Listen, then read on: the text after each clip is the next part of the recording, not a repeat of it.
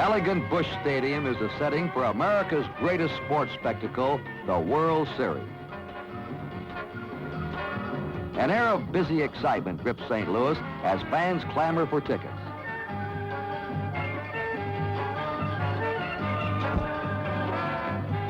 Stan Musial, the greatest Cardinal of them all, is immortalized in bronze. There is a decorative confidence in St. Louis, for they're the defending world champions. Celebrities are everywhere, including Senator Eugene McCarthy. Detroit's starting pitcher Denny McLain talks about those 31-season victories. General William D. Eckert, Commissioner of Baseball, shows red shandings to Mayo Smith the World Series trophy. Suddenly, the vast stadium is hushed, the national anthem is played, and the 65th World Series of Baseball is about to get underway. The pre-game meeting of the umpires as they straighten out a rules difference between the two leagues. In other words, the way we work in the American League, they must wear their helmets. You fellas tell them not to take them off. All eyes key on Bob Gibson, a 22-game winner who established a new record for the lowest earned run average in National League history. He strikes out 2 in the first and 3 in the second. Norm Cash, Willie Horton, and Jim Northrup all go down. The St. Louis crowd loves every minute. Denny McLain pitching for the Tigers. Tim McCarver belts a booming triple to right center in the second inning for the first hit off the Tiger pitching staff.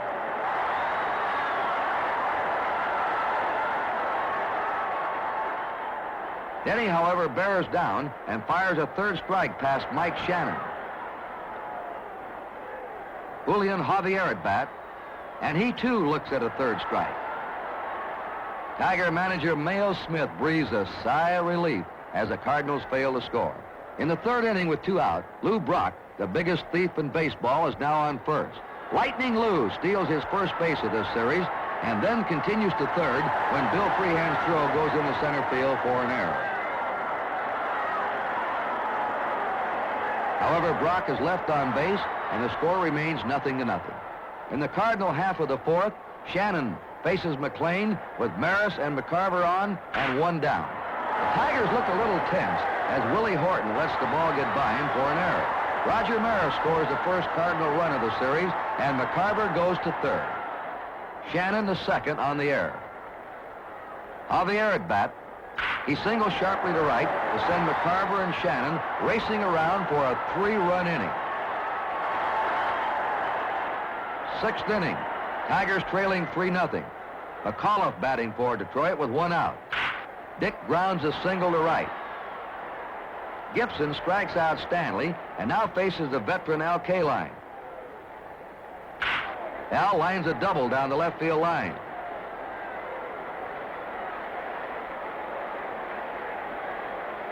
McAuliffe holds at third.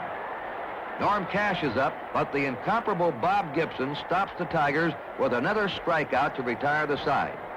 Bob is now threatening the all-time World Series strikeout record of 15 for 1 game. Bottom of the 6th, Lou Brock the batter. They say the best thing to do with Brock is to keep him off the bases. I'm sure this isn't what they had in mind. Lou's home run makes it 4-0 St. Louis.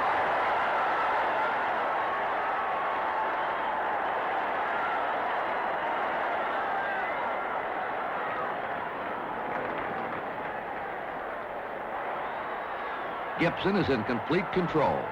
Opening the 9th, Gibson faces Stanley, and Mickey loops a single to center. But it's the last hit of the game for the Tigers. By now, Gibson has struck out 14 batters to bring him just 1 shy of the World Series record. The batter is Al Kaline.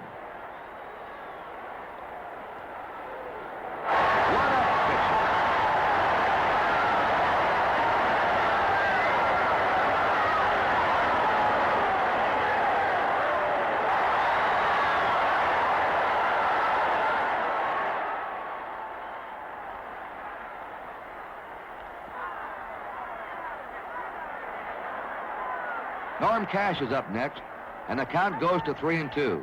And this pitch makes history. A standing ovation for Bob Gibson.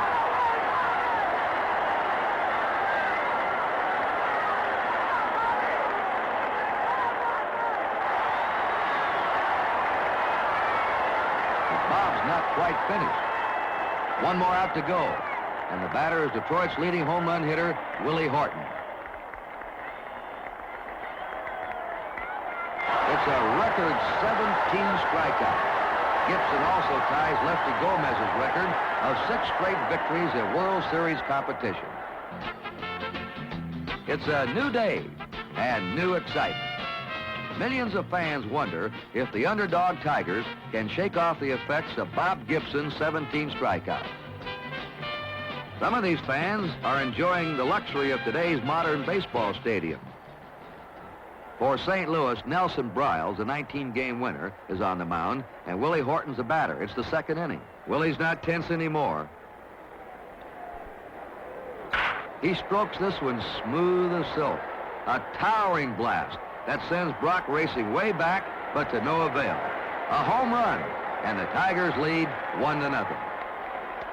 In the third inning, enter a new hero, Mickey Lolich. Mickey comes to bat and hits a home run. Was Mickey ever surprised? Between the shock of everything, the first base came up right in the middle of my stride, and I stepped right over the top of the base, and I had to go back and, touch the base, and then Wally Moses says second base is that way, so I had to start running in that direction. I've never hit a home run in the 10 years I've been in professional baseball. The best I've ever done was a triple that Tony Conigliaro tried to shoestring, and I have hit 2 legal doubles that I've hit up the gap. That's the only extra base hit I've ever had, home run in professional baseball. Norm Cash comes up now in the top of the 6th and makes it 3-0.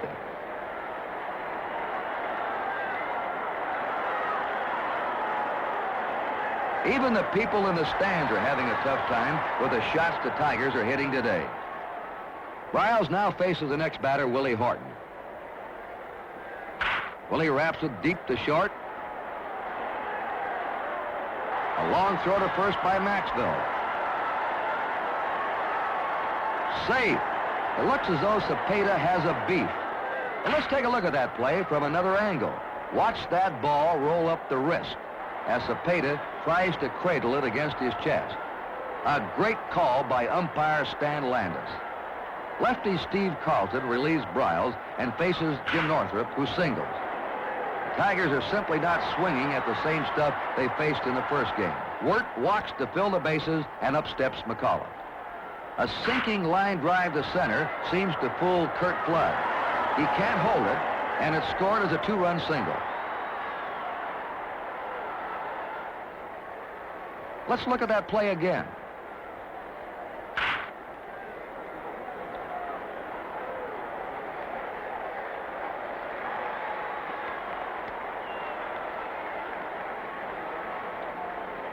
Two-run score, and the Tigers lead 5-0. In the last of the 6th, Lolich faces a determined Cardinal team. Brock walks and steals second. With 1 out, Flood beats out a chopper when Lolich slips. That's Brock on third as Cepeda comes to bat.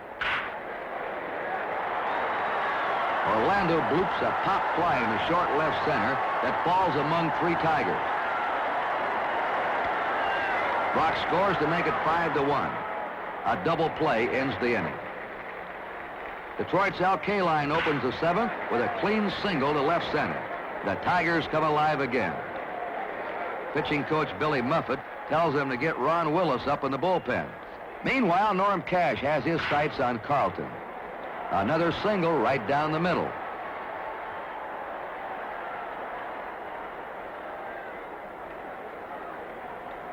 Willis pitching now with 1 out. Horton walks, and the bases are loaded. Northrup hits a double play ball right back to the mound. Al Maxville scoops it up, steps in the bag, fires to first for a beautiful double play. But Kaline scores, and Mickey Lolich again has 5 fat runs to work on. It's the last of the 8th as Brock tries to get something started for St. Louis. A single with 1 out. Look at that daring lead by Brock. Lolich tries to pick him off, but Lou immediately breaks for second. It's his 2nd steal of the game and 3rd of the series. With Joe Horner mopping up at the 9th, the Tigers rear up again. Kaline singles to left. Mayo Smith wants more runs. Norm Cash pushes a bunt just over the head of the on-charging Mike Shannon. Shannon still has everything under control, but he's pegged to second, pulls Maxville off the bag. Detroit gets 2 extra insurance runs when a pair of walks force in 2 and makes it now 8-1 in favor of the Tigers. Last of the night, Mickey Lolich faces Ron Davis with 2 out. Davis lifts a pop-up. Cash moves under. That's it. The Tigers have even the World Series at 1 apiece. And now it's off to Detroit as the scene of the World Series shifts for the 3rd game. The St. Louis Cardinals and the Detroit Tigers each have their own charter plane, and away they go off in the friendly skies. In Detroit, the enthusiasm for the home team is tremendous, and hopes have been reborn by Mickey Lolich's victory.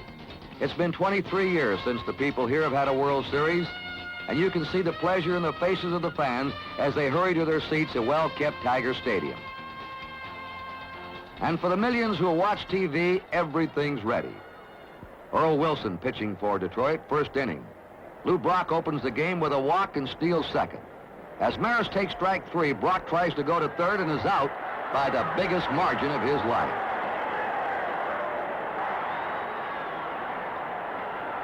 Ray Washburn on the mound for St. Louis, 3rd inning, 1 out. Dick McAuliffe up. It's good for a single to left center.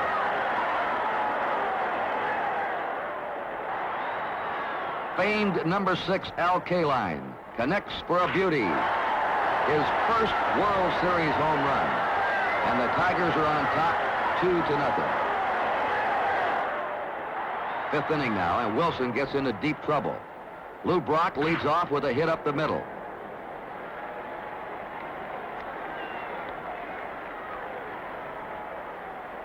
Flood comes up while Wilson worries about Brock. There goes that man again. His 2nd stolen base of the game, and his thievery promptly pays off. Flood rifles a double into the left field corner, and Brock scores easily from 2nd. Pat Dobson is the Tiger pitcher now. 2 on, 2 out. McCarver the batter.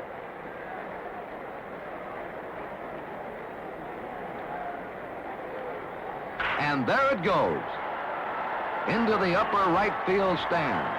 And the Cardinals now lead the Tigers 4-2. Washburn gets the sign in the Tiger 5th. And McAuliffe reminds the Cardinals that the Tigers can hit the long ball too. The St. Louis lead is down to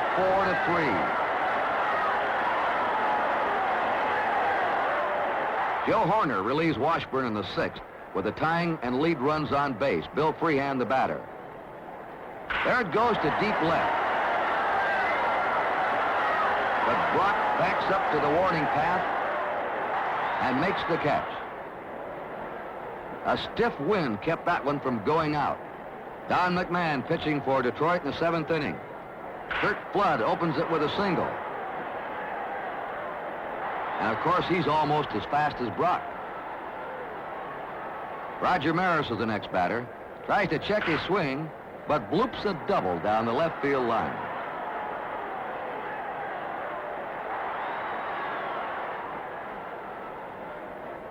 Orlando Cepeda had hitting problems in the 1967 series against the Red Sox. But this is another year, and there it goes. Willie Horton going back, but is just in there.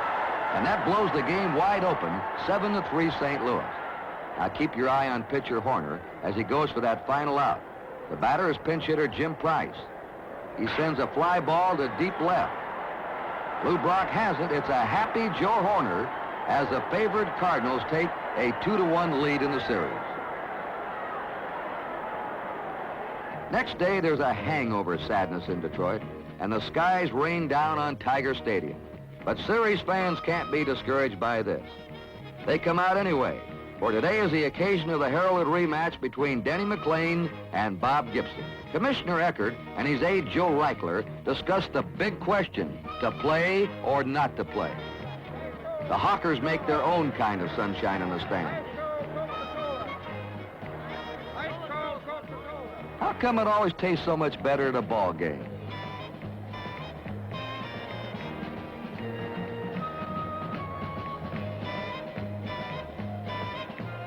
Vice President Hubert Humphrey is here with Commissioner Eckert and Tiger owner John Fetzer. So play ball. Denny McLain pitching. The wet weather hasn't dampened Lou Brock. He belts McLain's second pitch into the stand. A tremendous 420-foot home run. What a dismal beginning for the Tigers. 1 out later, things continue to look really bleak for Detroit fans. McLain, obviously shaken, drops a good throw while covering first against Maris.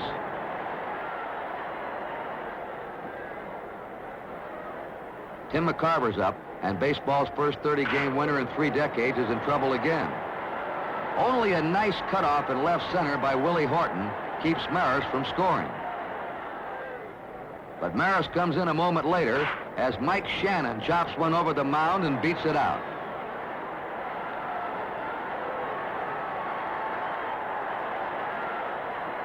Third inning, McLain faces Curt Flood, the first batter. He singles to right.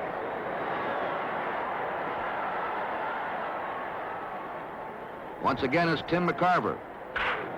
Jim Northrup tries to cut off the ball, but it goes through for a triple. Flood comes in to score, and McCarver pulls up with his second triple of the series.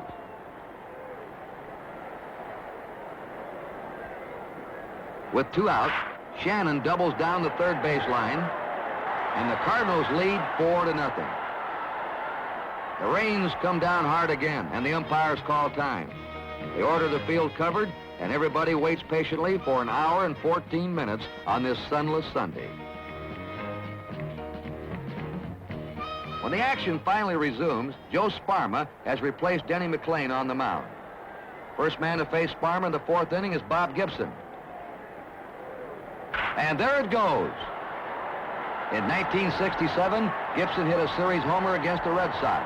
Now he has 2 for a pitcher's record. Detroit's other nemesis, Brock, drives deep to right center for a triple.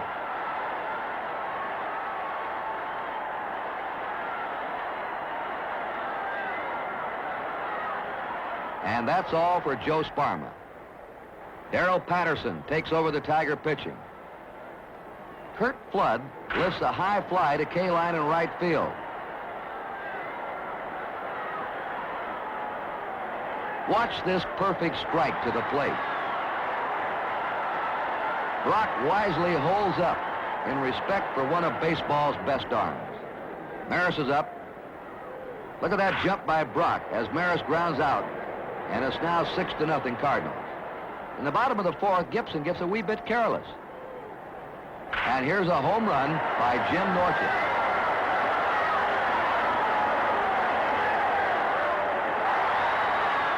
John Hiller, pitching for the Tigers in the 8th, gets tagged by Javier. And umpire Jim Honeychick is there to call it. Right on the line for a double. Mike Shannon, who reached on an error, holds up at third. After a walk to Maxwell fills the bases, Gibson walks to force in a run. The bases are still loaded.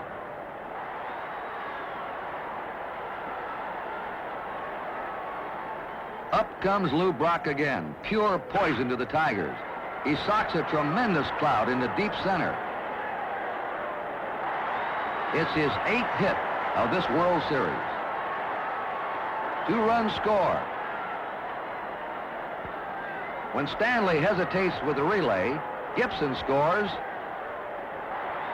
and Brock winds up at second.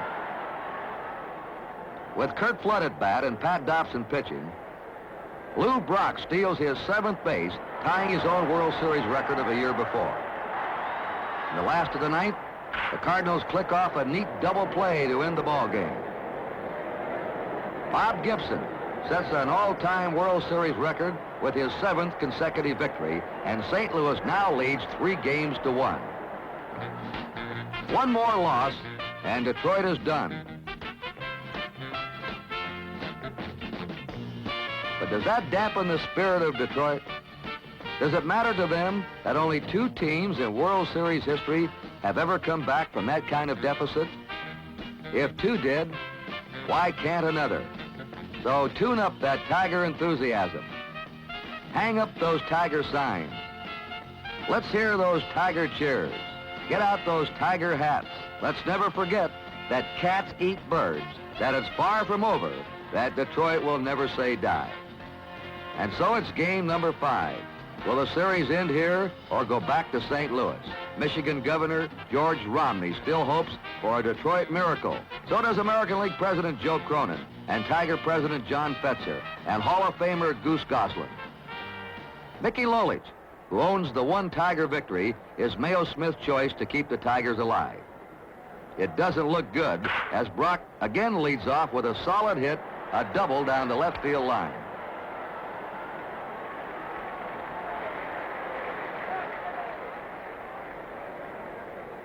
More bad news as Flood and Cepeda await their turn. Kurt rams a single to right, and the flying Brock scores easily. Now it's Flood who's threatening to steal. Cepeda the batter. There he goes. And Flood swipes second. And if that isn't bad enough, Cepeda has still another jolt for the tottering Tigers. He sends a high drive to left. It's his second home run of the series, and the Cardinals are quickly in front of Lolich 3-0. In the 3rd inning, St. Louis bids for more. Brock leads off in his devastating fashion as he singles for his 10th series hit. He now has a chance to break his own all-time base-stealing record. But this time, the Tigers are ready with a pitch out, and Brock is flagged down.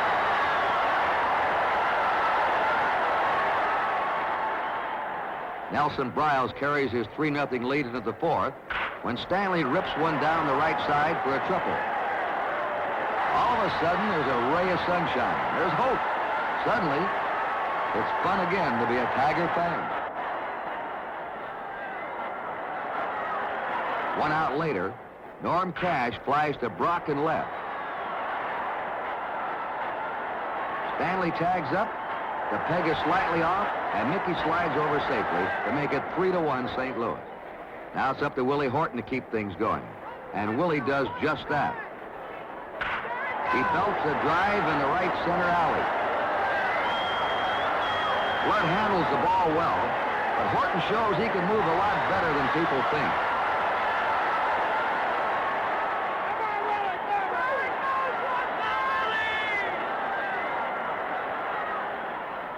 Jim Northrup's up.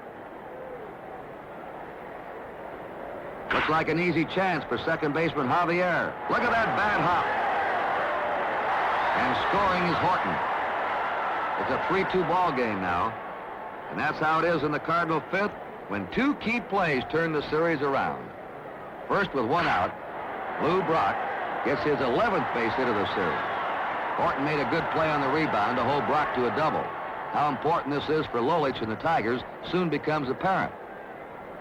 Javier is the batter. Brock has a short lead at second. Stanley's been ducking behind him. Horton gets set in left. Javier singles sharply to left field, and Brock heads home. The throw to Freehan is perfect, and plate ump Doug Harvey calls Brock out.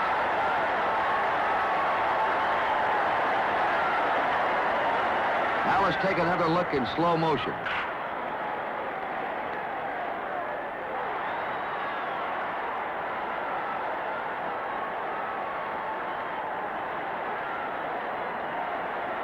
Look at Freehan's left leg blocking the plate. This could be the crucial play of this 1968 World Series. The Cardinals fail to score in the 5th.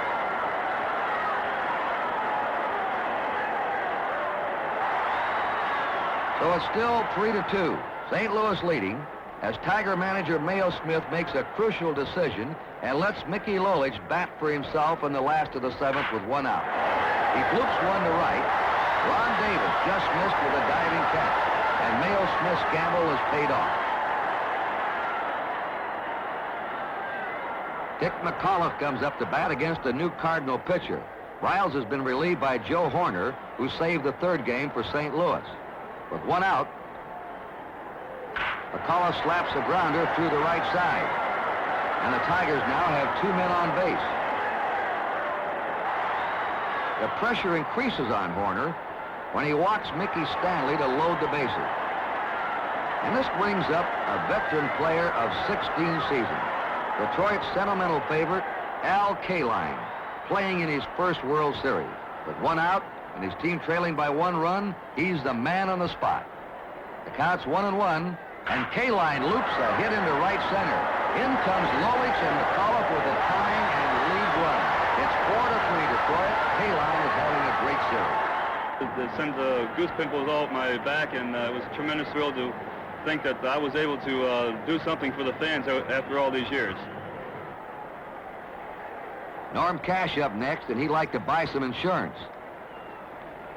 With 2 men on base, Norm slaps it to the right side. The Tigers now lead 5-3 as Stanley crosses the plate. As the Tigers take the field for the top of the ninth, it is now up to Mickey Lolich to try and protect the 2-run lead. When McCarver leads off the ninth with a single, Cardinal manager Red Schoendienst sends up his best pinch hitters to try and win the series. Ed Spezio, after fouling off 8 pitches, singles to left. And now the tying runs are on base for St. Louis. With just 1 out, Roger Maris can put it away for good with a home run. And Maris has been known to hit quite a few. Lou Brock's on deck. But Lolich never wavers. He strikes Maris out. 1 out to go. And Brock the batter. Even the bullpen tensely watches. Lou tries to check his swing, but Lolich has him. And the Tigers win 5-3 and send the series back to St. Louis. For hero Lolich, a standing ovation and a kiss for Daddy. Busch Stadium, Game 6, and that rain's here again. So's the excitement.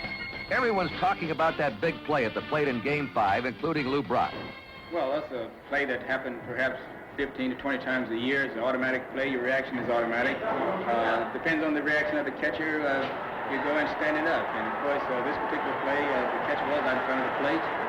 And as I said, it's always automatic as to what you're going to do. And if the play come up 100 more times in the series, I go in and stand up 100 more times. Well, after the game the other day, the Raiders came up to me, and everybody wanted to know if Lou Brock touched the plate or not. I said I had to be the worst person in America to know because I was trying to catch the ball and couldn't see a thing. So all I know is that I was surprised that he didn't slide, and I wasn't sure if he was coming back to argue about the play or not. I saw him start running back, so I just tagged him anyway. I didn't know exactly what he was coming back, if he was coming back to touch the plate. I was just making sure. Of course, I followed the batted ball into left field. I saw Willie Horton field the thing, and by now Brock is coming around third base. I got myself back off the foul line enough out of Brock's way where he could clear me because I figured he would be coming in sliding. At the last second, as Brock starts past me, I take 1 step in towards him so I get a clear shot at the plate. In doing so, I see where Freehan's got the corner blocked, definitely.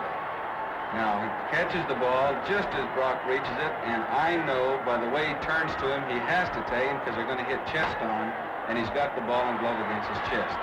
So I forget worrying about the tag. I go immediately to the plate. I see Brock's foot that he reaches with. To me, it looks like, I say 3 to 4 inches to the side of the plate, and the other foot never touches it because now he hits the hip of Freehan, spins off, and Freehan is spinning with him. Now I see the ball come out clear because I have to wait to make sure that he holds the ball. Here in St. Louis, National League President Warren Giles will throw out the ball for the 6th game. Gussie Busch, the owner of the Cardinals, is confident of victory. as is Denny McClain, who is making his third try for a World Series victory. The Tigers are a team inspired. They threaten Ray Washburn in the second inning. Willie Horton at bat with Norm Cash on first. Willie whacks one out to the wall in left center for a double. And Cash races home with Detroit's first run. Bill Freehan at bat. He hasn't had a hit in 16 times up. And now he comes through with a single. When the ball slips by Lou Brock for a two-base error, Willie Horton scores, and Freehan goes all the way to third.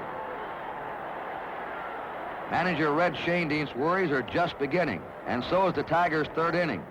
Washburn pitches to Stanley, who singles to left. McAuliffe with a walk goes to second. Kaline lines a single to center, scoring McAuliffe and sending Stanley to third. Lefty Larry Jaster comes in to relieve, and Cash singles to center, scoring Stanley and sending Kaline to third.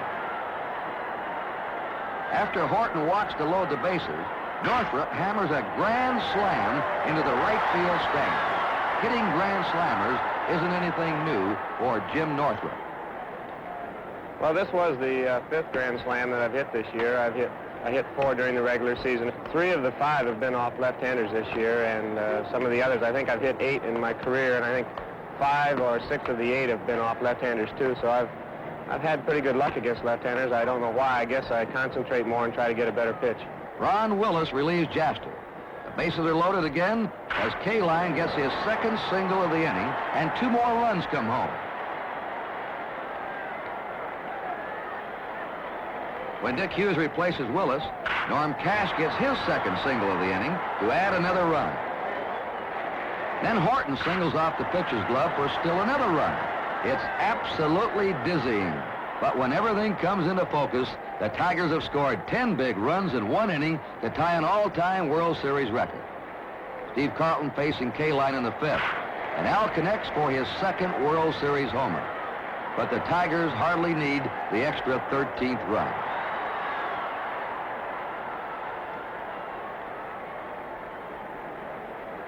By the last of the 9th, Denny McClain can feel some vindication for his earlier defeats. His tired arm had failed him in the 1st and 4th games, and he gives up a run in this game when Javier singles Maris across. But on just 2 days' rest, Denny makes a vital contribution to the Tiger cause. He strikes out Maxville for the final out. Detroit has tied the series at 3 games all.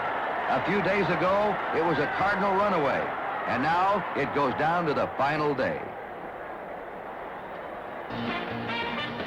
Game 7. Can Bob Gibson be beaten? Can the Tigers stop Lou Brock? Is Mickey Lolich going to wind up as the hero of this series? There are other stars, too, who have made this show so exciting. Norm Cash, Jim Northrup, Willie Horton, Al Kaline, the old pro, who got his opportunity to be a series star because of Mayo Smith's daring gamble in moving Mickey Stanley from center field to shortstop. Orlando Cepeda, Julian Javier, Curt Flood, Roger Maris playing the final game of his 11-year career, Mike Shannon, and Tim McCarver. But now it's Gibson against Lolich. Both start strong. Gibson has retired 10 batters in a row.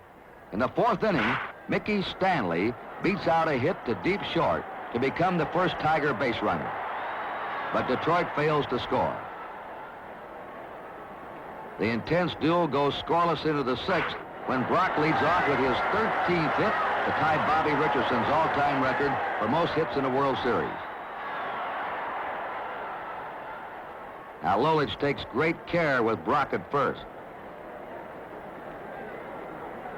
When Brock dares him to throw with that taunting lead, he fires to first. Cash makes a good throw. And there's a crucial out for the Tigers.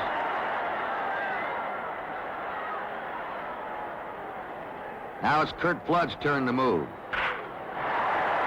He just beats out an infield hit by an eyelash. Again, we see that good Lolich move.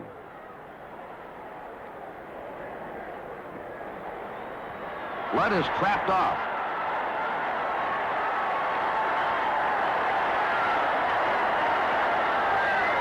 He can't get out of the rundown, and two of the game's best base runners have been wiped out. Into the seventh it goes, still a pulsating 0-0 tie. Gibson has retired 20 of the first 21 batters he's faced, but Norm Cash connects for a single. It's only the second hit off Gibson. Up steps Tiger strong boy Willie Horton. Willie slaps a bouncer that just makes it. And this sets the stage for the breakthrough. Jim Northrup's the batter. Cash takes a lead-off second. Northrup hits a solid drive to center. Flood misjudges the ball, and it sails over his head. 2 runs are in, and into third slides Northrup. It's 2-0 against superstar Bob Gibson. What happened to Flood, considered the best center fielder in the National League? Curt says the ball got lost momentarily in the white-shirted background. No doubt he lost sight of it, and then almost lost his footing.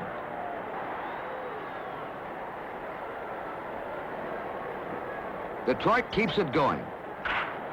Bill Freehand drives one to left, and Brock can't quite make the catch. Northrup scores on the hit.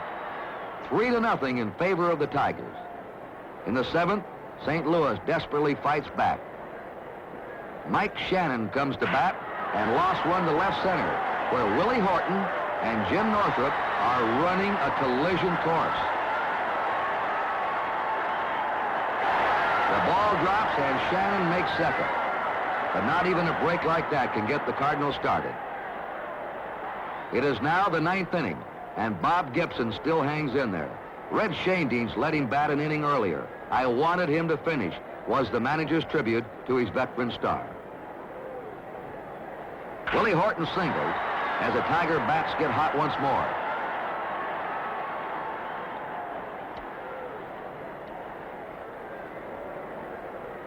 Northrup bounces a hit up the middle to send pinch runner Dick Krasuski to third.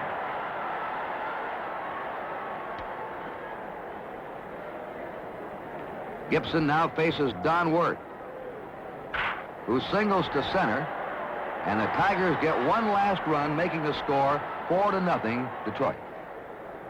With 2 outs in the last of the 9th, Mickey Lolich faces Mike Shannon. 1 out left. Mickey looks the picture of relaxed concentration. But there goes Lolich's shutout as Shannon homers to left field. It gives the Redbird fans one last chance to cheer. Tim McCarver's up, 2 outs in the 9th. It's a pop-up. Bill Freehand waits for it. The Tigers are the new world champions.